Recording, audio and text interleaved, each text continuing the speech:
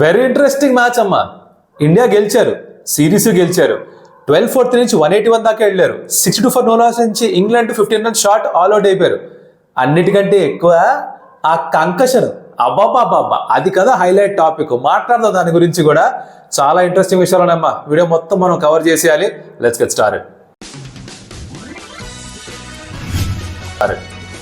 Welcome to some tales. నా పేరు Kaushik. And 4th T20 international between India and England. India గెలిచారు, ఈవెన్చువల్గా India గెలిచారు. కానీ చాలా సందర్భాల్లో ఇంగ్లాండే గెలిచేటట్టుగా అనిపించింది. కొన్ని సినారీస్ ఎక్స్ప్లెయిన్ చేస్తా, తర్వాత పర్ఫార్మెన్స్ గురించి మాట్లాడదాం. సెకండ్ ఓవర్లో 3 వికెట్లు పడ్డాయి. ఒకే ఓవర్లో 3 వికెట్లు, 12-3 14-3. అక్కడ ఇంగ్లాండ్దే పైచే అనిపించింది, రైట్? బట్ కింద మీద పడి మొత్తానికి 181 దాకా వెళ్ళారు. లాస్ట్ ఓవర్లో 3 రన్స్ మాత్రమే ఇచ్చాడు బౌలర్. కంబ్యాక్ చేశారు, మొమెంటం వాళ్ళ దగ్గర ఉంది అనిపించింది. పవర్ ప్లేలో 62 కొట్టారు. సూపర్ షాట్ దొరికింది, ఇంకేముంది అనిపించింది. హ్యారీ బ్రూక్ అసలు స్పిన్నర్ కనిపిస్తే అవుట్ అయిపోయే మనిషి 50 కొట్టాడు. కంట్రోల్లో ఉన్నారనిపించింది. జేమీ ఓవర్టన్ హర్షిత్ రాణాని స్ట్రైట్ డౌన్ ద గ్రౌండ్ కొడితే ఓహో ఇంకా గెలిచేస్తారా వీళ్ళు అనే అనిపించింది. బట్ అందరూ బిస్కెట్, క్రీమ్ బిస్కెట్, దాంతో ఇండియా గెలిచారనమాట. సో ఇక్కడ ఇంగ్లాండ్ చేసిన తప్పులు బహుశా ఎక్కువ ఉన్నాయి అనిపిస్తోంది. స్వయం కృతాపరాధం అని అంటుంటానే, అదే మన స్పోర్టింగ్ లాంగ్వేజ్ చెప్పాలంటే సెల్ఫ్ గోల్. ఫుట్బాల్ ఆడేసినప్పుడు సెల్ఫ్ గోల్ కొట్టేసుకుంటారు. ఆ సెల్ఫ్ గోల్ కొట్టేసినారు ఇంగ్లాండ్ వాళ్ళు, అందుకే ఓడిపోయినారు. పర్ఫార్మెన్స్ గురించి మాట్లాడదాం ఇప్పుడు. ఆ కంకషన్ సబ్స్టిట్యూట్ ఏంటో కవర్ చేద్దాం. I will come to that. I know, very interesting topic. I will come to that. But before that, Ranji ట్రోఫీలో జరిగిన దాని గురించి టచ్ చేసి వెళ్ళిపోదాం. విరాట్ కోహ్లీ ఎక్కువ ఏం చేయలేకపోయాడు, 6 రన్స్కి అవుట్ అయిపోయాడు. వచ్చిన క్రౌడ్ అంతా తను అవుట్ అవ్వగానే మాయం, అయ్యే ఇది పోయిందే, ఇట్స్ గాన్, అమృతాంజన్ యాడ్ వచ్చేది, పోయిందే, ఇట్స్ గాన్ అని. ఆ టైప్లో అందరూ మాయం. 15 నిమిషాలు మొత్తం మఠాష్ ఎగిరిపోయారు, అంతా మాయమైపోయారు అంతే. సరే, అవుట్ ఎలా అయ్యాడు అంటే దాని ముందు బాల్ 4 కొట్టాడు. యాక్చువల్లీ బాగా కొట్టాడు ఆ షాట్. దాని తర్వాత మళ్ళీ అదే షాట్ ఆడదాం అనుకున్నాడో ఏమో, లెంత్ మిస్టేక్ చేయడం, దాంతో అవుట్ సైడ్ ఎడ్జ్ కాదు ఇన్సైడ్ ఎడ్జ్ ప్యాడ్ మధ్యలో వెళ్ళిపోయి ఆఫ్ స్టంప్ వాకింగ్ వెళ్ళిపోయింది. చాలా హర్ట్ అయ్యా నేను. అంటే కొన్ని రన్స్ కొడతాడు, కాస్త ఫామ్లోకి వస్తాడు, కాన్ఫిడెన్స్ పెరుగుతుందని ఎక్స్పెక్ట్ చేసి నేను చాలా హర్ట్ అయ్యాను. I really felt bad. But I'm feeling actually more bad for the bowler because celebrate చేసుకున్నాడు విరాట్. అంటే దాని లైఫ్లో బహుశా ఎంతకంటే పెద్ద వికెట్ ఉండదేమో. It's a compliment to Virat Kohli, right? కానీ సెలబ్రేట్ చేసుకుంటాడని చెప్పి తనని ఇంకా అసలు బూతులు వర్షం కురిపించారు తన పైన కొంతమంది. అందరూ కాదు, అందరూ విరాట్ కోహ్లీ ఫ్యాన్స్ కాదు. ఒక సెక్షన్ ఉంటుంది, ఒక సెక్షన్ ఆఫ్ ఈ సో కాల్డ్ ఫ్యాన్స్ ఉంటారు. వీళ్ళు ది టాక్సిక్ బ్యాచ్. ఇష్టం వచ్చినట్టు వెతికారంట ఇన్స్టాగ్రామ్లో ప్రొఫైల్ కోసం, దొరకలేదు. ఒకడేమో బైలో నేను కాదు మీరు ఎదుగుతున్న ఆ సాంగ్వాన్ని, నన్ను వదిలేడరా బాబు అని చెప్పి ఒక స్టోరీ పెట్టుకున్నాడు. ఇంకొంతమంది ఏమో ఇంకెవరెవరో తిట్టిబారు చెప్పారంట. ఏందో ఈ గోవాల మనకు అర్థం కాదు, ఎప్పటికి మారుతుందో ఏందో. ఈ టాక్సిక్ ఫ్యాన్ కల్చర్ గురించి మనం సెపరేట్ వీడియోనే అనుకుందాం అమ్మా. నీ మైండ్లో పెట్టుకున్నా, we will talk about that. We will definitely talk about that. సరే, సో ఆ మ్యాచ్లో దాని గురించి మాట్లాడడానికి వెళ్ళి సెకండ్ ఇన్నింగ్స్లో hopefully Virat Kohli score some runs and that will be good. అది అందరికీ నచ్చుతుంది, దానికి కాన్ఫిడెన్స్ పెరుగుతుంది, మనందరికీ కూడా కాస్త ఉత్సాహాన్ని ఉల్లాసాన్ని అందిస్తుంది. So let's hope for that. Coming back to this game, performances గురించి మాట్లాడాలి. I think Sajid Mahmood for England ఒకే ఓవర్లో 3 వికెట్స్ తీసుకున్నాడు. That was phenomenal. దాంట్లో ఒకరు సంజు శాంసన్. అంటే ఇప్పుడు మార్క్ కూడా ఆడట్లేదని కొంచెం హ్యాపీగా ఫీల్ అయి ఉండొచ్చు. 150 km/h కంటే వేగంగా వేసే బౌలర్ లేడు కదా, ఇవాళ పర్లేదులే ఆర్చనే అలా చూసుకుని వెళ్ళిపోదాం అనుకున్నాడు. సాకిబ్ మహమ్మద్ గౌడ్ అయిపోయాడుగా. షార్ట్ బాలే, అంత బౌన్స్ అవ్వలేదు, బయట ఫీల్డర్ ఉన్నాడు. But it's a mental block. 3 మ్యాచ్లు వరుసగా షార్ట్ బాల్కి అవుట్ అయిపోయినప్పుడు your mind plays tricks on you. I think ఆ ట్రిక్కే దొరికిపోయాడు మనోడు. Let's see. Team is backing him, I think rightfully so. 300 కూడా ఉన్నాయి తనకి లాస్ట్ ఈ సిరీస్ కంటే ముందర. 300 out of 5 innings, which is great. So కాస్త ఎక్స్ట్రా ఇన్నింగ్స్ ఇవ్వడం తప్పేమీ లేదు. I'm sure he get some more chances. And ఆఖరి మ్యాచ్లో ప్రెషర్ కూడా లేదు కాబట్టి ముంబైలో మంచి బౌన్సీ ట్రాక్, ఆ బౌన్స్ ఉపయోగించుకుని రన్ స్కోర్ చేస్తే చూడాలని నాకు కూడా. Let's just wait and see what happens there. సరే, ఒకే ఓవర్లో 3 వికెట్లు తీసుకున్నాడా. So great match for Saqib Mahmood. అయిపోయిన తర్వాత ఇప్పుడు ఏంట్రా పరిస్థితి అనిపించింది. సో ఇక్కడ వచ్చింది ఒక పార్ట్నర్షిప్. యాక్చువల్లీ అందరికి అనుకునేది ఏమంటే హార్దిక్ పాండ్యా ఇంకా శివం దుబే పార్ట్నర్షిప్ తోపు అనుకుంటాం, తోపే. కానీ వాళ్ళకి ఆ ప్లాట్ఫామ్ వచ్చింది అంటే దానికి కారణం Abhishek Sharma and Rinku Singh. 3 wickets down, అక్కడి పార్ట్నర్షిప్ స్టార్ట్ అయింది. వాళ్ళు నిలకడగా ఆడగలిగారు, 20s 30s కొట్టారు. ఎంతసేపు ఉన్నా ఎలా ఆడినా that is very very important. Because ఒకటి ఆ ప్రెషర్ని అబ్జార్బ్ చేసుకోవడం, ఆ సిచ్యువేషన్ని కాస్త కంట్రోల్లోకి తెచ్చుకోవడం. దాని తర్వాత బ్యాటింగ్ ఉంది మన దగ్గర, నంబర్ 8 దాకా బ్యాటింగ్ ఉందని తెలుసు.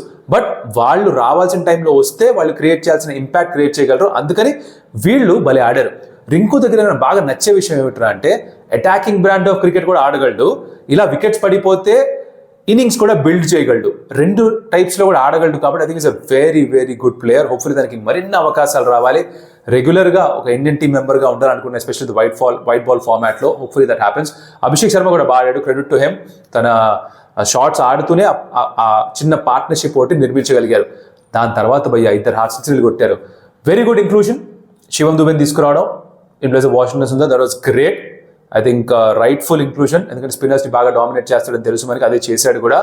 అండ్ అఫ్ కోర్స్ షమీని మళ్ళీ బయట కూర్చోబెట్టి హర్షదీప్ని తీసుకొచ్చారు. Okay, that's how the management wants to roll. Interesting విషయం ఏమిటంటే అంటే మేము లెఫ్ట్ రైట్ కాంబినేషన్ చేస్తాం, మార్చ్ పాస్టే చేస్తామని చెప్పిన రాయన్ టెండర్స్కాట్ in previous days press conference మ్యాచ్లో చేయలేదే. అక్కడ ఓపెనర్ అవుట్ అవ్వగానే తిలక్ వర్మ వచ్చాడు, సంజు శాంసన్ రాలేదు. అంటే రైట్ హ్యాండర్ అయితే రైట్ హ్యాండర్ రావాలి, లెఫ్ట్ హ్యాండర్ అయితే లెఫ్ట్ హ్యాండర్ రావాలి కదా, అలా జరగలేదుగా. ఇక్కడ అంటే సూర్య కూడా అవుట్ అయిపోయిన తర్వాత రింకు అండ్ అభిషేక్ శర్మ ఇద్దరు లెఫ్ట్ హ్యాండర్సేగా, అక్కడ హార్దిక్ పాండ్యా పంపించలే. సో అంటే అందరికి అలా అలవాటు చేసి మళ్ళీ సైడ్ రూట్ ఏదో ప్లాన్ చేస్తున్నారు, వదిలేద్దాం ఇంకా దీన్ని మనం డీకోడ్ చేయలేం. బట్ మొత్తానికి ఆ లెఫ్ట్ రైట్ కాంబినేషన్ అయితే ఇక్కడ వర్కౌట్ కాలేదు. చెప్పొచ్చేది ఏమిట్రా అంటే the partnership between Shivam Dube, very good inclusion, and Hardik Pandya 87 partnership. Hardik Pandya కొంచెం నెమ్మదిగా స్టార్ట్ చేశాడు. మీరు గమనించండి కనుక క్రితం మ్యాచ్లో 40 కొట్టినా కూడా కొంచెం స్లోగా ఆడాడు అని చెప్పి కొంచెం క్రిటిసిజం వచ్చింది. రైట్ఫుల్లీ సో, కొంచెం డాట్ బాల్స్ ఎక్కువ ఆడేశాడు మధ్యలో and India lost the game. ఇక్కడ స్టార్ట్ మళ్ళీ ఐ థింక్ స్ట్రైక్ రేట్ 100 కంటే తక్కువే ఉంటుంది, అరౌండ్ 10-15 బాల్స్. అప్పుడు మొదలెట్టాడయ్యా, అప్పుడు ఇంకా అక్కడి నుంచి ఆగలేదు మనిషి, 53 కొట్టాడు, 30 బాల్స్ 2 బాల్స్. ఫినామినల్ బ్యాటింగ్, ఎక్స్ట్రాడినరీగా ఆడాడు హార్దిక్ పాండ్యా. ఎందుకు ఇంత హైగా రేట్ చేస్తారో, ఎందుకు తను ఇంపార్టెంట్ ఆల్రౌండర్ ఈ స్క్వాడ్లో, ఎందుకు తను ఉండాలో మరోసారి ప్రూవ్ చేసుకున్నాడు. So hats off to Hardik Pandya. And దాంతో పాటుగా శివం దుబే, స్పెషలీ ఆదిల్ రషీద్, మొయిన్ అలీ కాదు ఆదిల్ రషీద్,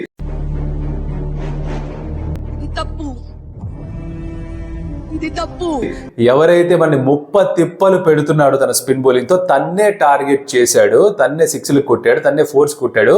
శివం దుబే ఆ ప్రెషర్ మొత్తాన్ని తిరిగి ట్రాన్స్ఫర్ చేశాడు ఇంగ్లాండ్ బౌలర్స్ పైన. వాళ్ళ బెస్ట్ బౌలర్ని టార్గెట్ చేస్తే ఇంకేముంది, కొంచెం షేక్ అవ్వాలిగా, అది దుబే చేసి పెట్టాడు. దాని ముందర అఫ్కోర్స్ ఇండియన్ బౌలింగ్ గురించి కూడా కాస్త మాడాలి, దానికంటే ముందు ఇంగ్లాండ్ బ్యాటింగ్ గురించి మాడాలి. వీళ్ళు భలే స్టార్ట్ చేశారు. Duckett again started well, salt కూడా రన్స్ వచ్చాయి, బాగా ఆడుతున్న టైంలో డకెట్ ఏదో షాట్ కొట్టి అవుట్ అయ్యాడు. సాల్ట్ ఏమో అక్రాస్ లైన్ ఆడేసి స్ట్రైట్ బాల్కి అవుట్ అయిపోయాడు. అక్షర్ పటేల్ టర్న్ చేయడు బాల్ని, తెలీదా? అందరికీ తెలుసుగా ప్రపంచంలో, అయినా దానికి స్ట్రైట్ బాల్కి అవుట్ అయ్యాడు. బిష్నోయ్ గుగ్లీసే వేస్తాడు 90%, ఇది అందరికీ తెలుసు, అయినా దానికి అవుట్ అయ్యారుగా. మీ తప్పు షాట్లు మీరు ఆడుకుని అవుట్ అయ్యారు, ఇంకేం చేస్తారు? స్టార్ట్ని పారేసుకున్నారు. తర్వాత జాస్ బట్టర్ ఒక లేట్ కట్ ఆడదామంటే బిష్నోని హర్షిత్ రాణా చేతిలోకి వెళ్ళింది. హర్షిత్ రాణా ఏం చేస్తున్నాడు అబ్బా అనిపించింది. సర్లే దుబే వచ్చింటాడు, 50 కొట్టాడుగా, అలిసిపోయాడేమో అనుకున్నా. ఉంది బిష్నోయ్ బాగా వేసాడు, 3 wickets, good performance from him. తర్వాత వరుణ్ చక్రవర్తి ఇనిషియల్ 3 ఓవర్స్లో రన్స్ కాస్త ఎక్కువ ఇచ్చినట్టుగా అనిపిస్తున్నాడు. తర్వాత వచ్చి ఆ బ్రూక్ని అవుట్ చేయడం టర్నింగ్ పాయింట్గా మారింది. అదే ఓవర్లో ఐ థింక్ కార్స్ని కూడా అవుట్ చేశాడు, అది కూడా again turning point. Because 2 wickets ఒకేలో తీసుకున్నాడు, వాళ్ళ మిడిల్ ఆర్డర్ని అలా డిస్మాంటిల్ చేసేసాడు. దానికంటే ముందర జరిగింది అసలు విషయం. క్యా హే బోలేతో ఈ కంకషన్ సబ్స్టిట్యూట్ అని చెప్పేసి, ఓకే కంకషన్ సబ్స్టిట్యూట్ ఏంటి? Like for like replacement. Comedy చేస్తున్నారు ఇక్కడ చాలా మంది కామెంటరీలో కూడా. లైక్ ఫర్ లైక్ రీప్లేస్మెంట్ అంటే వాళ్ళ పర్సనాలిటీ బట్టి లైక్ ఫర్ లైక్. దూబే కూడా అంతే ఉంటాడు కదా, కట్అవుట్ అంతే కదా, హర్షిత్ రాణా కట్అవుట్ కూడా ఇంచుమించు అదే కదా, అందుకనే తీసుకొచ్చారంట. అది జోకు, ఉత్తునే హాస్యం. యాక్చువల్గా లైక్ ఫర్ లైక్ స్కిల్తో రీప్లేస్ చేయాలి concussion substitute. What is a concussion? Helmet పైన తలపైన బాల్ ఏమన్నా తగిలితే కంకషన్ కనుక ఉంది అని కనుక మీరు ఫిజియోథెరపిస్ట్ చెప్తే, మీ టీమ్ ఫిజియో డాక్టర్ చెప్తే కనుక ఆ ప్లేయర్ని రీప్లేస్ చేయొచ్చు విత్ అనదర్ ప్లేయర్. కాకపోతే తన skill set should match the first player, right? ఇది మనం యాషెస్లో చూసాం. స్టీవ్ స్మిత్కి బాల్ తగలంగానే మార్నస్ లాబుష్కాగ్నే వచ్చి ఆడడం, తనకి ఫస్ట్ బాల్ బౌన్సర్ తగలడం గుర్తుందా? యాషెస్లో కొన్ని సంవత్సరాల క్రితం. Like for like, middle order batter. Okay, 2020లో కూడా జరిగింది ఇది. ఒక ఓడిఐలో జడేజా స్థానంలో చహల్ వచ్చాడు. Chahal man of the match కూడా ఆ మ్యాచ్లో, ఇఫ్ రిమెంబర్. కాకపోతే అగైన్ అక్కడ స్పిన్నర్ ప్లేస్లో స్పిన్నర్, సరే లెఫ్ట్ ఆర్మ్ స్పిన్నర్ ప్లేస్లో ఒక రిస్ట్ స్పిన్నర్, బట్ స్పిన్నరే, లైక్ ఫర్ లైక్. ఓకే, ఇక్కడ Shivam Dube is a batter who bowls W medium pace, light medium pace వేస్తాడు. తనకి హర్షిత్ రాణా ఎలా అవుతాడు లైక్ ఫర్ లైక్ రీప్లేస్మెంట్? ఎట్ అవుతాడయ్యా? ఫర్ ఎగ్జాంపుల్ హైపోథెటికల్గా ఇండియాకి అగేన్స్ట్ గా జరిగింది అనుకుందాం. అడ్రస్ పెట్టు, నాకు పెట్టు అడ్రస్, పెట్టు ఫాస్ట్ పెట్టు అడ్రస్. నువ్వు ఇంగ్లాండ్ టీంలో కండిషన్ సబ్స్టిట్యూట్ అయింది. వాళ్ళు ఒక బ్యాటింగ్ ఆల్రౌండర్ ప్లేస్లో ఒక out and out fast bowler తీసుకొచ్చారు అనుకుందాం, మార్కుని తెచ్చారు అనుకుందాం. ఒప్పుకునే వాళ్ళమా మనం? లేదు కదా. ఇక్కడ ఇంగ్లాండ్ కూడా కొంచెం బాధపడడం సహజమే. కాకపోతే ఏమిట్రా అంటే కెవిన్ పీటర్సన్ తర్వాత వేరే వాళ్ళు కూడా కొంచెం కామెంట్లో చెప్పడం విన్నా, తర్వాత వేరే ఆర్టికల్స్ కూడా చదివా.